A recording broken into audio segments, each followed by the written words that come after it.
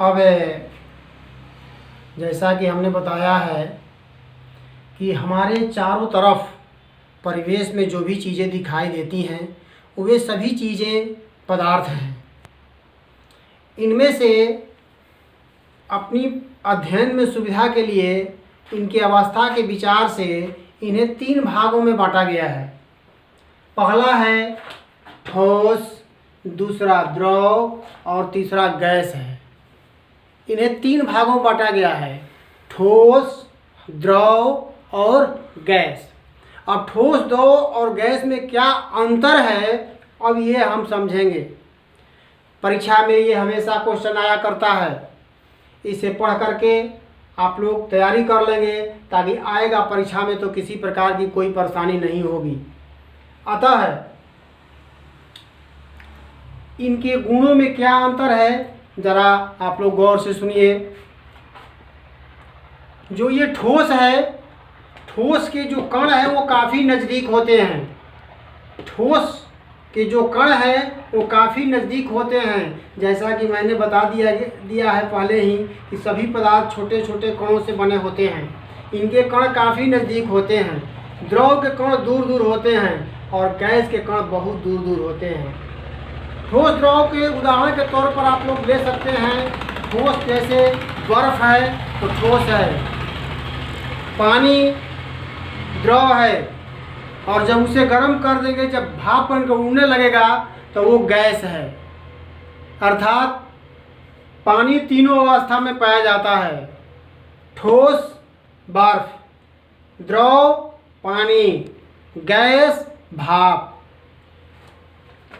अब ठोस के जो कण होते हैं काफ़ी नज़दीक होते हैं, द्रव के कण दूर दूर होते हैं और गैस के कण काफ़ी दूर दूर होते हैं।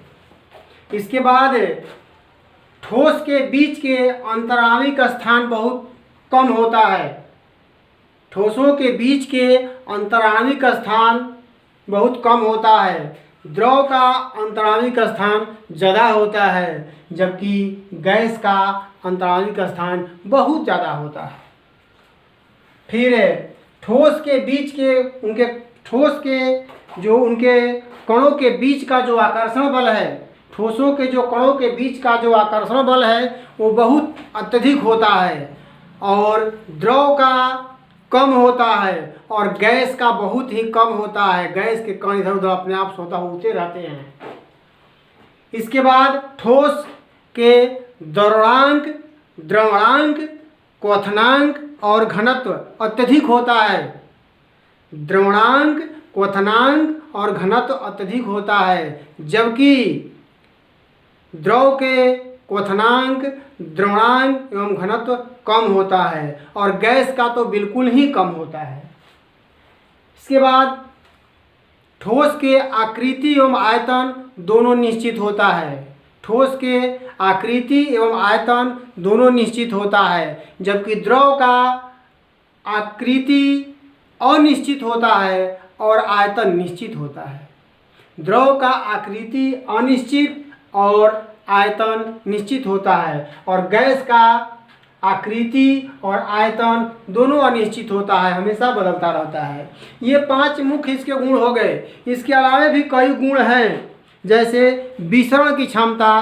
तो विसरण, ठोस में विसरण नहीं होता है, द्रव में होता है और गैस में बहुत तेज़ी से होता है। इस प्रकार से हम कह सकते हैं संपीड्यता, ठोस में संपीड्यता नहीं होता है, द्रव में भी संपीड्यता नहीं होता है, जबकि गैस में बहुत काफ़ी संपीड्यता होता है। ठोस में बहाव नहीं होता है, बहता नहीं है, मगर द्रव और गैस दोनों बह जाता है। द्रव भी बहता है, गैस तो तेज़ी से बह जाता है। इस प्रकार से ये मुख्य इसके गुण हो जाएंगे, जिसे आप लोग क्वेश्चन आंसर के रूप में करके ले आएंगे।